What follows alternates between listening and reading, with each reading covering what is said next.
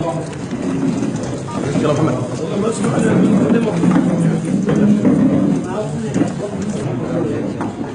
عمو مكان مرافعه. اهلا بكم مع السلام، مع الوطن، مع الجيش العربي السوري، ولا يمكن باي شكل من الاشكال نقاوم الارهاب. نحن قدمنا ضحايا، كنا عند كل الربع قدمنا شهداء. اللي نتمناه من قيادتنا ومن المسؤولين في الدوله والخدميين يكون في الدوله، المسلحين بشكل عام، كل من يحمل سلاح، لو وزاره الدفاع السوريه، وهذا هدفنا من اول يوم ولليوم، ونحن عم نقول ما بنقبل الا اي تدخل اخر من اي جهه بيسوي لنا اشكال ومشاكل. واللي صار فعلا بالفتره الاخيره هذا دليل على انه ما بيجوز الا الدوله تكون مسيطره جميع تكونوا معنا. خير في هذا البلد.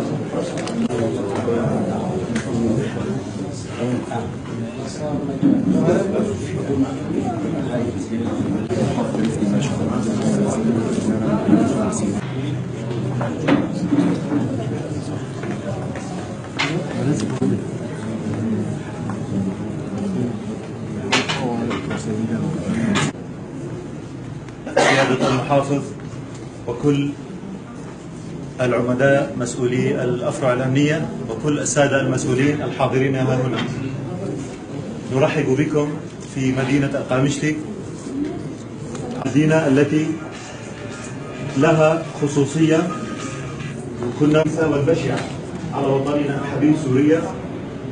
أراد كيان هذا البلد العريق والصامت، ولكن لأن الله مع شوكتي في العين لا تستطيع قوة على وجه هذه المعمورة أن تهب. طبعا هذا الصمود كلنا نعرف كانت له أسباب عدة، أول هذا الجيش البطل، الجيش العربي السوري الذي سطر بوحدة الغير مجزأة. نحن قلنا كلمة أن تفهم كل الأطراف بأن لسنا مستعدون أن نتنازل على كمسيحيون. نرحب بكم، وإن كنت لا أحب أن أقولها دائما بهذا السياق، لأننا في مكان ليس مكانا مشرفا. نحن لا نقبل أن يكونوا في مكان غير مشرف. معالجات إن شاء الله لكل شيء سمعناه عبر هلا نحن وجدنا هون، نتمنى إذا حدا عنده أي شيء بذهنه، نحن هون موجودين مشانكم ومشان شو فينا نقدم، شو فينا ننقل. نرحب فيكم اجمل ترحيب في مدينه الاخوه قامشلي. ابونا حكى تقريبا عن هذا الشعب، كم فكره هيك بسيطه يعني. يعني انا ارجو انه الشعب السوري يحط امله على حاله. بحار حتى اعراضنا انتهكت في المخيمات في تركيا والى اخره. يعني انا احد الناس، كل واحد منا محلل سياسي ويقدر يحلل اكثر من هذا مارتوزوف وما مارتوزوف والى اخره. الدولة ما زالت موجودة معينة على قامشلي والحسكة، ولكن بسبب أخطاء أشخاص هو اللي خلى الدواء ما يوصل.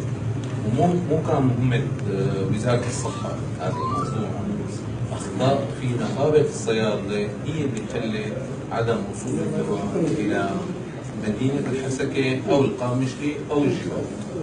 والله سيادة الوزير سوريا عندك شهادة استعمالية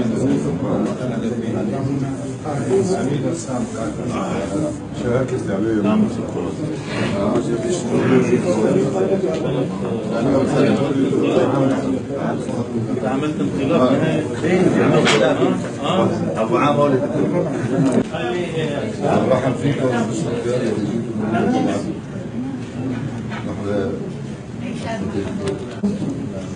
مشكلة الأوضاع الشعب متأكد.